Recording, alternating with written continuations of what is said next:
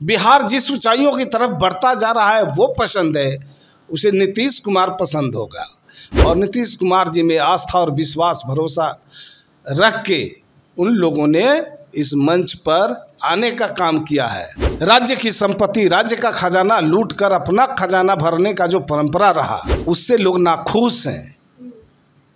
उसमें किसी की आज़ादी नहीं है, किसी को मान सम्मान नहीं मिलता है। नोरमा ग्रुप, जो सोचता है वो करता है। आपके अपने सपनों का आशियाना। भारत लाइव देख रहे हैं आप और मैं हूं आपके साथ नंदनी। देखिए, बिहार में प्रधानमंत्री का दौरा हो रहा है। ऐसे में प्रधानमंत्री आज गया पहुंचे थे, जहां से महागठबंधन पर सीधे तौर पर हुंकार भरी थी और सभा को संबोधित भी किया था। ऐसे में बता दें कि प्रधानमंत्री अब बेगूसराय पहुंच रहे हैं, जहां पर 6 लेन का ओवरब्रिज का उद्घाटन करेंगे, जिसको लेकर के आज बिहार वासियों में एक बड़ी सौगात मिलेगी। जहां बहुत टाइम लगता था, वहां कुछ ही घंटों में पटना से बेगूसराय या बेगूसराय से पटना आ जा सकते हैं। इन्हीं सब तमाम मुद्दों पर हमारे साथ बातचीत करने के लिए जेडीयू प्रवक्ता हिमराज राम मौजूद हैं, जिनसे सीधे जुड़ेंगे। सर, आज प्रधानमंत्री का दौरा था, कैसे देख रहे हैं? बिहार वासियों को बहुत बड़ी सौगात मिली है। निश्चित रूप से बिहार में एनडीए की सरकार है और केंद्र में भी एनडीए की सरकार है। केंद्र की एनडीए सरकार का नेतृत्व आदरणीय मोदी जी कर रहे हैं और बिहार एनडीए का नेतृत्व आदरणीय माननीय मुख्यमंत्री नीतीश कुमार जी कर रहे हैं। और माननीय प्रधानमंत्री जी का बिहार आना निश्चित रूप से बिहार के लिए सौगात की घड़ी बन गई है। चूँकि बिहार में नीतीश कुमार जी जो काम करते हैं और काम करके उसका रिजल्ट दिखाते हैं, इससे केंद्र सरकार भी सहमत है और केंद्र सरकार भी इसमें अपनी भागीदारी के लिए जो है लगातार बिहार के विकास के लिए जो उचित फंड होता है देते रही है और बिहार का विकास तेज़ी के साथ आगे बढ़ रहा है। और सिमरिया घाट में माननीय देश के आदरणीय प्रधानमंत्री मोदी जी का आना 13,000 करोड़ रुपए का जो है बिहार को सौगात मिला है। और मैं आपको बता दूं कि जब लालू जी का शासन था बिहार में, 2005 से पहले मात्र गंगा नदी पर 4 पुल थे और अभी इस पुल की संख्या, यानी गंगा नदी पर 2005 से लेके अब तक जो पुल बनाए गए हैं, बड़े बड़े पुल, वो 14 की संख्या में हो गया। इतना बड़ा परिवर्तन एनडीए की सरकार में हुआ है, नीतीश कुमार जी के बिहार के कुशल नेतृत्व में हुआ है और आदरणीय मोदी जी जो देश का नेतृत्व कर रहे हैं, देश के माननीय प्रधानमंत्री जी हैं, उनके कुशल नेतृत्व के कारण हुआ है।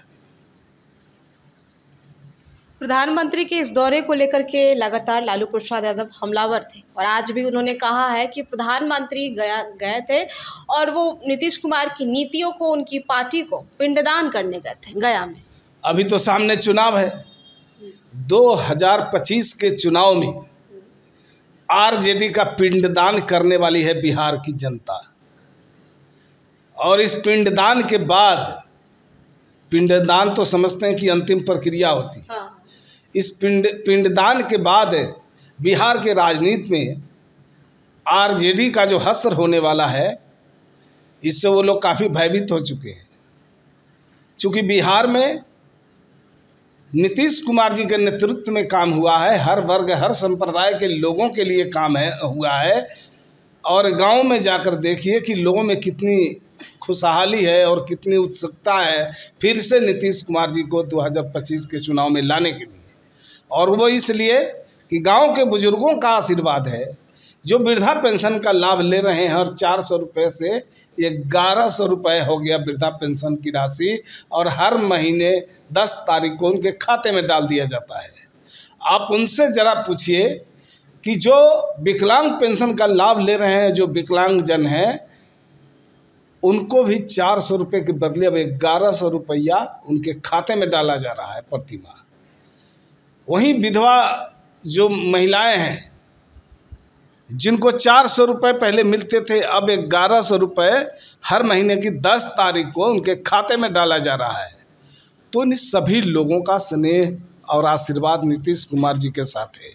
और बिहार में 125 यूनिट बिजली मुफ्त कर दिया गया, यानी बिहार की जनता 125 यूनिट बिजली जलाएगी और उसका शुल्क, उसका फीस बिहार सरकार दे रही है। तो अभी आपने देखा कि नीतीश कुमार जी हल्ला नहीं मचाते, वो काम करके दिखाते हैं और काम की बदौलत ही उनकी पहचान है, जिसके कारण दुनिया के लोग उन्हें क्लाइमेट लीडर और ग्लोबल थिंकर बता रहे हैं। और ये जो विपक्ष के नेता हैं, जिसे बिहार की जनता ने सत्ता से उतार कर विपक्ष में बैठाया था, लेकिन विपक्ष की भी भूमिका अदा करने में काफ़ी पीछे छूट गए और जनता के बीच जाकर सिर्फ झूठ बोलकर जनता को गुमराह करने की कोशिश करते रहे। लेकिन बिहार की जनता इतनी नादान और नासमझ नहीं है। बिहार की जनता सब देख रही है, समझ रही है, और इसलिए उन्होंने अपना मन बना लिया है कि 25 से 30 फिर से नीतीश का जो एनडीए का संकल्प है, उस संकल्प के साथ मजबूती के साथ खड़ा है। चूँकि बिहार की जनता का अटूट विश्वास और भरोसा आदरणीय बिहार के माननीय मुख्यमंत्री नीतीश कुमार जी और देश के माननीय प्रधानमंत्री आदरणीय मोदी जी में है। तो ऐसी परिस्थिति में विपक्ष के लिए कहीं कोई नोटिस लेने वाला नहीं है और इस बात का आभास बिहार के विपक्ष को हो चुका है और वो अपनी हार को, अपनी बुरी तरह से जो हारने वाले हैं, उस हार को पहले से ही एहसास कर रहे हैं। उनको पूरा भरोसा हो गया है कि इस चुनाव में उनकी कहीं दाल गलने वाली नहीं है। आरजेडी के नेता, वरिष्ठ नेता है, जिन्होंने साफ तौर पर कहा है, उदय नारायण चौधरी जी ने, कि बिहार की जो मौजूदा स्थिति है, इसको देखते हुए राष्ट्रपति शासन लागू करना चाहिए बिहार में, और संभावना भी है, हो सकती है। क्या कहें?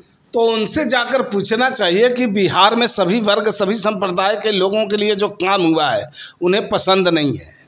जो बिहार के अनुसूचित जाति के बच्चे जो जिला के छात्रावास में रहते हैं, जिन्हें अब 2000 रुपये प्रति माह नगद राशि दी जाती है, छात्रावास में रहने वाले छात्रों को 15 किलो अनाज मुफ्त दिया जाता है, छात्रवृत्ति अलग से दी जाती है और सरकार के तरफ से भवन जो बनाए गए हैं, छात्रावास बनाए गए हैं, उसमें बिजली, पानी, छात्रावास में रहने की सुविधा, सारे चीज़ उनको मुफ्त में मुहैया कराया जा रहा है। क्या ये उदय नारायण चौधरी जी को मंजूर नहीं है? जो बिहार में जब 2005 में आदरणीय नेता नीतीश कुमार जी सत्ता संभाले थे, उस समय बिहार का बजट मात्र 40.48 लाख रुपया हुआ करता था। आज नीतीश कुमार जी के कुशल नेतृत्व में बिहार में अनुसूचित जातियों के कल्याण के लिए 2120 करोड़ रुपए का बजट है। क्या उदय नारायण चौधरी जी को ये पसंद नहीं है? अगर पसंद नहीं है तो निश्चित रूप से दलितों के सबसे दुश्मन माने जाने वाले लोग हैं और दलितों का विकास पसंद नहीं करते हैं। बिहार के अंदर, बिहार में 125 यूनिट जो मुफ्त बिजली दिया गया, उसमें ज़्यादातर कौन लोग हैं? वही दलित पिछड़ा के लोग हैं, और जब उन्हें लाभ मिल रहा है तो वो उदय नारायण चौधरी को दिखाई नहीं पड़ रहा है। बिहार में बुजुर्गों को वृद्धा पेंशन का जो 400 रुपये की राशि 1100 रुपये हो गया, ये उदय नारायण चौधरी जी को पसंद नहीं है। उनको बिहार अच्छा नहीं लगता है, बिहार का शासन अच्छा नहीं लगता है। जबकि पूरे बिहार की जनता, हर जाति का, हर संप्रदाय का, सारे लोग जय जय नीतीश कुमार कर रहे हैं, वाह वाह नीतीश कुमार कर रहे हैं, और पूरे दुनिया के लोग ग्लोबल थिंकर और क्लाइमेट लीडर बता रहे हैं। ये उदय नारायण चौधरी जी को पसंद नहीं होगा। आज गया की धरती पे प्रधानमंत्री का सभा का आयोजन किया गया था। उसी मंच पर आरजेडी के 2 विधायक दिखे थे। सर, कैसे देखते हैं? निश्चित रूप से आरजेडी में, कांग्रेस में जो वंशवाद का, परिवारवाद का जो बढ़ावा मिला और जो भ्रष्टाचार के जरिए राज्य की संपत्ति, राज्य का खजाना लूट कर अपना खजाना भरने का जो परंपरा रहा, उससे लोग नाखुश हैं। उसमें किसी की आज़ादी नहीं है, किसी को मान सम्मान नहीं मिलता है, और नीतीश कुमार जी सभी वर्ग सभी संप्रदाय के लोगों के लिए काम किए हैं और संगठन में भी सभी कार्यकर्ताओं का पूरा पूरा सम्मान मिलता है और माननीय मुख्यमंत्री जी सभी कार्यकर्ताओं से सभी नेताओं से बराबर मिलने जुलने का भी काम करते रहते हैं, उसकी पीड़ा को नज़दीक से सुनने का काम करते हैं और उसका निराकरण करते हैं। और जिन्हें बिहार का विकास पसंद है, बिहार जिस ऊंचाइयों की तरफ बढ़ता जा रहा है वो पसंद है, उसे नीतीश कुमार पसंद होगा। और नीतीश कुमार जी में आस्था और विश्वास भरोसा रख के उन लोगों ने इस मंच पर आने का काम किया है। निश्चित रूप से ये आने वाला 2025 के चुनाव का रिजल्ट का संकेत है। अभी तो शुरुआत हुई है, आगे आगे देखिए होता है क्या। प्रधानमंत्री की बड़ी सौगात है, 13,000 करोड़ की लागत से योजनाओं का उन्होंने शिलान्यास किया है। क्या लगता है चुनाव में इसका असर आप देखने को मिलेगा? और बिहार के लोगों को सौगात देने का काम किए हैं और इस बार भी आए हैं। और जिस पुल की बात हो रही है, जो बेगूसराय से मैं खुद चल कर आया हूँ, मात्र 1.5 घंटे में मैं पटना अपने आवास पर पहुँच गया। 1 घंटे में मैं फतुहा पहुंचा, 1.5 घंटा बीतते बीतते मैं अपने आवास पर पहुंच गया बेगूसराय से। तो अब वो बिहार हो गया है। बिहार में जो मिनटों का सफ़र घंटों में तय होता था, आज नीतीश कुमार जी की बदौलत, एनडीए सरकार की बदौलत घंटों का सफ़र मिनटों में तय होने लगा है। यही है बिहार की बदलाव की कहानी। बहुत बहुत धन्यवाद। तो अभी आप सुन रहे थे जेडीयू प्रवक्ता हिंगराज राम, क्या नाम था? हिंगराज राम। तो अभी आप सुन रहे थे जेडीयू प्रवक्ता हिंगराज राम जी को, जिन्होंने बेबाक तरीके से महागठबंधन की ओर जोरदार हमलावर दिखे और उनका साफ तौर पर कहना था कि बिहार जो है विकास की ओर गति कर रहा है और लगातार प्रधानमंत्री जो है बिहार को करोड़ों की सौगात दे रहे हैं। खबरों में फिलहाल के लिए इतना ही। बने रहें भारत लाइव के साथ। बहुत शुक्रिया। आपके सपनों को हमने सजाया है, ई होम्स पैनोरमा को हमने बनाया है। ई होम्स मेरा एक सपना था जिस पे मैं पिछले 4 साल से काम कर रहा था। हमने जो बनाया है वो सबने है माना। ई होम्स पैनोरमा में हो आपका भी आशियाना। और फाइनली हमने 2021 में इस प्रोजेक्ट को लॉन्च किया। बहुत लोग अप्रिशिएट कर रहे हैं कि पूर्णिया जैसे शहर में, बिहार के, एक तो बिहार की बात करें उसमें भी पूर्णिया जैसे छोटे जगह में इस तरह का लाइफस्टाइल देना, ये सुन के हम लोगों को बहुत अच्छा लगता है। ई होम्स में हमने कुछ और भी किया है, जैसे हम जिस जगह में रह रहे हैं हमारे फैमिली सिक्योर हो, उनको सिक्योरिटी का ध्यान में रखा है। आपकी सुविधा और सुरक्षा आपके लिए खास है, ये आपका विश्वास है। इसमें आर्टिफिशियल इंटेलिजेंस का 7 लेयर सिक्योरिटी का हमने इस्तेमाल किया है। लस ग्रीन कैंपस को बनाया है। यदि हमारा बाउंड्री वाल है तो वो वर्टिकल गार्डन है।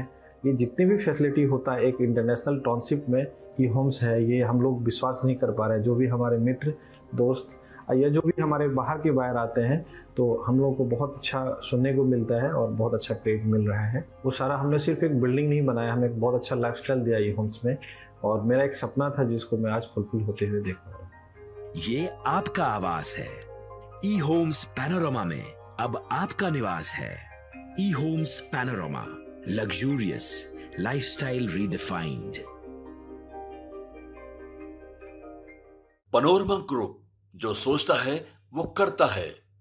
अगर ये वीडियो पसंद आई और वह बिहार के राजनीति और बिहारियत से सरोकार रखेनी तो सब्सक्राइब बटन दबा के चैनल के सब्सक्राइब कर ली। ओजे एगो घंटी बा, ओकरा बटन दबा देला से कुल सटीक और मारक खबर रुआ मुफ्त में मिल जाई। अगर रुआ पत्रकारिता के हमनी के नया प्रयोग में सहयोग कर चाहतानी तो ज्वाइन बटन दबा दी। पेटीएम नंबर नोट कर ली 9386 816 700।